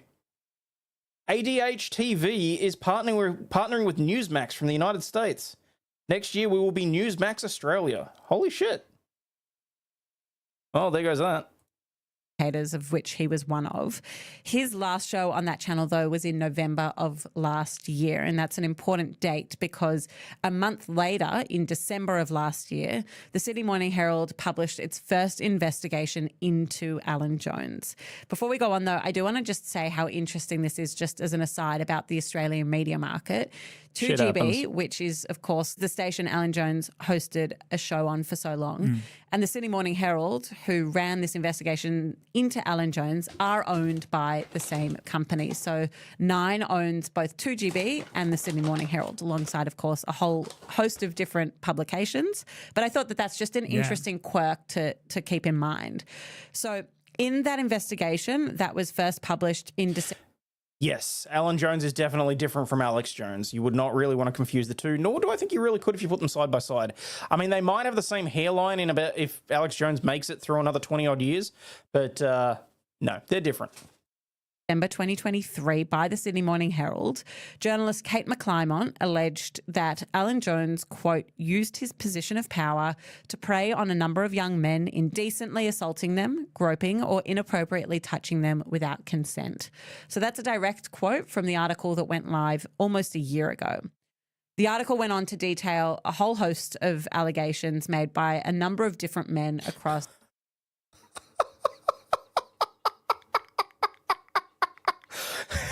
I do not want to be known as the Aussie Rickator, okay? Let's nip that in the bud really damn quick. I'd rather be the Aussie Alex Jones at this point. A really kind of long period of time. When McClymont actually published that article, it did include a statement from Alan Jones's legal team, who said at the time, our client denies ever having indecently assaulted the persons referred to in your letter, and your suggestion that he has is scandalous, grossly offensive, and seriously defamatory of him. So the article comes out and Alan Jones I suppose and his there is a legal lot of team coke involved, isn't there? deny the claims in it, maintain his innocence. At that point, you're right. there's no kind of follow-on from law enforcement or anything. But that's why we're talking about this today, right? Yeah, so yesterday we found out that Alan Jones had been arrested at his home at about 7:45 a.m. over allegations that he had indecently assaulted young men. Now, a statement from police said that the state's child abuse squad had established a strike force earlier this year in March to investigate a number of alleged indecent assaults and sexual touching incidents between 2001 and 2019. That's a direct quote from... I tell you what, if we get around to reviving the whole Fuck Up Friday thing, which the idea has been floated by various content creators, and I said at the time, I do think that there'll probably be a few versions of it going forward. If I manage to do anything along those lines, I'm pretty sure we'll be able to bring back the Temu shopping spree. Or better yet, we'll do AliExpress. On the New South Wales Police's media release. Now, the statement said that following extensive inquiries, an 83-year-old man had been arrested, who we now, of course, know is Alan Jones. New South Wales Police Commissioner Karen Webb said in a press conference that the arrest had followed what she called a very complex investigation. Here's a bit more of what she said. I can't speculate in this particular case, but what is Stingy often... said Hayden R.C. Jones, those globalists. I don't like them putting chemicals in the water that are turning the koalas gay. Can you message me that on X? I need to try that at some stage. I can see if I can do it as a clip. What's that? Don't think you need to worry about that. You don't do coke or participate in cucking with BBC friends. Damn. I mean, look, there's a lot of coke. And a shit ton of boomerang as well. So... in the case is... Look at all the bling on this lady. These are all the medals and awards that she allegedly... Like, some of these are for services, and some of this is just because she's in the position that she is. When it is known, the full circumstances and those parties involved, other people may come forward. And we are anticipating that other people may come forward. And Zara, do we know what Jones was actually charged with? Yes, so later yesterday, New South Wales Police did get up and do another full press conference in the afternoon, and they revealed that Alan Jones had been charged with 24 offences against 8 victims between 2001 and 2019. So these are crimes that allegedly occurred over 2 decades. Exactly, Police she's very also decorated. revealed that the youngest of the victims was 17 when the alleged crime took place. The charges include 11 counts of aggravated indecent assault, where the alleged victim was under the authority of the offender, 9 charges related to assault with active indecency, 2 charges of common assault, and 2 charges of sexual touching.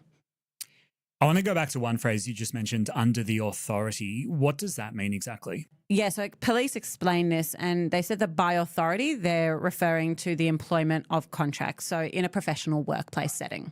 Okay, so what happens now? Well, Jones has been given conditional bail and he's due next to appear before court on December 18th this year, so in a couple of weeks. The conditions around the bail include requirements that he's not allowed to contact or harass the alleged victims, and there are also some travel restrictions on him. Interestingly, New South Wales Police also said that that strike force I mentioned earlier is still ongoing and that they're still talking to people. And as we heard before, they are expecting more people to now potentially come forward. Police also said that they had seized a number of electronic devices at Alan Jones's apartment yesterday, so who knows where this could go. So the next big milestone in this story is that December 18 court date that you're referring to, Zara. We'll keep everybody in the loop when that comes around. And thank you for joining us on... Ever heard of Jerry Sandusky? Don't believe so. All right, guys, and I'm going to finish on this one just because I think we need something to break up the monotony of that shit, but that's where things are at with Alex Jones at the moment. I haven't seen any updates as of yet, but once they put anything out, I mean, it's going to be a massive trial, honestly. And if it goes as far as I'm expecting it to, because they're unlikely to let that rest very, very much, I believe that will be highly publicized. It won't be streamed because they don't stream any of the trials here, but it may be one that it might be worth me actually attending that one. So, shit, I said Alex? Fuck, Alan Jones.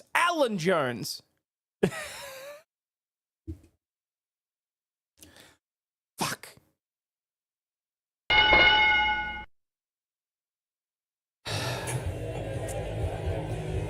Dance, monkey. Dance for your dollar. Are we going to do an open show tomorrow? Well, I mean, from the sounds of it, we won't be doing the memorial stream tomorrow, my time. So, as I mentioned at the start, I sort of put forward that I felt that the fans didn't have enough notice. So we're looking at the 3rd.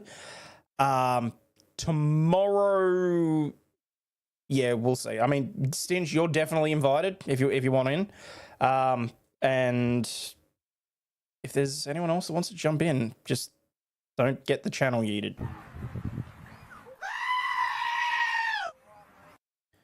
Okay. All right, now, as I said, we'll do a palate cleanser to end off. Peruvian cop dressed as the Grinch leads drug bust of suspected drug gang. Fuck, I love this. CNN News Central aired a crime story with a criminal twist on Tuesday, showing a video clip of a police officer in Lima, Peru, who donned a Grinch costume to lead the drug bust. A Peruvian police officer got into the Christmas spirit, or maybe better said, utilized the Christmas spirit to fight crime, dressing up as the Grinch to lead a drug bust. Oh my God, someone chuckled as, you know what, fuck it, I'm just going to play the video. This we're watching today, a Peruvian police officer got into the Christmas spirit, or maybe better said, utilized the Christmas spirit to fight crime, dressing up as the Grinch to lead a drug bust. Here is the scene. Oh my God. Not seen in the movies. According to the police chief, an officer dressed like the Grinch in order to go unnoticed while mingling in a neighborhood for a Christmas event, and then led to this, a true-life drug bust. The Grinch taking a sledgehammer to a door and handcuffing several suspects. Hard to do with those furry paws, but he did it. 3 people were arrested in the... Are they paws? He fucking licked his hand in order to open the thing. In the operation, and several types of drugs were seized. And get this, guys, this is not the first time Peruvian police have used costumes when conducting raids during the holiday season. In 2020, 2 officers dressed as Santa Claus and an elf and arrested 4 people in another drug raid. You cannot give... People are going to be really suspect of people in costumes around the holiday season in Peru from now on. But still, good job. Whoa, look at those drugs. Keep your eye on the prize, on the Grinch. Here. Yikes.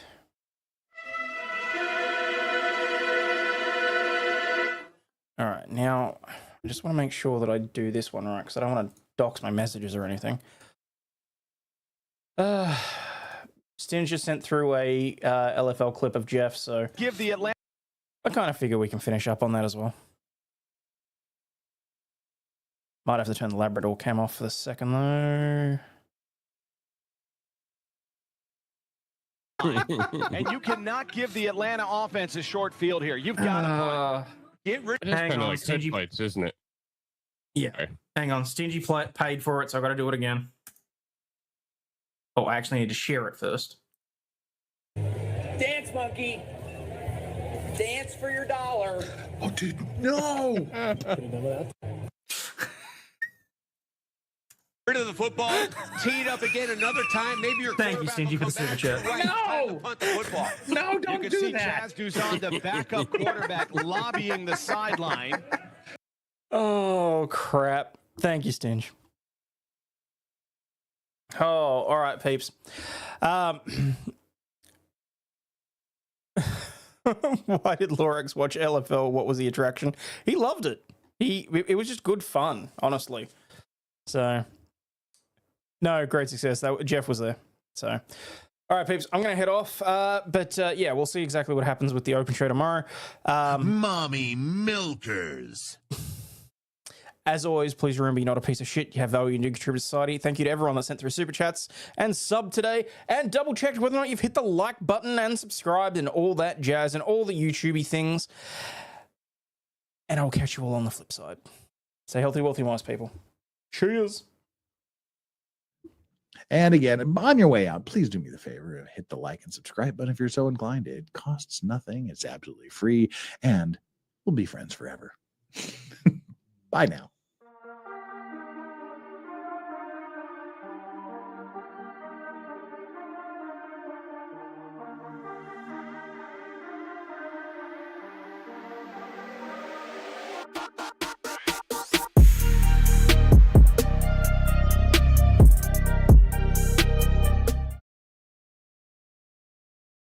Shit, I'm out. No thanks. Don't mind me. I'ma just grab my stuff and leave. Excuse me, please. Fuck this shit, I'm out. Nope. Fuck this shit, I'm out. Alright then. I don't know what the fuck just happened, but I don't really care. I'ma get the fuck up out of here. Fuck this shit, I'm out.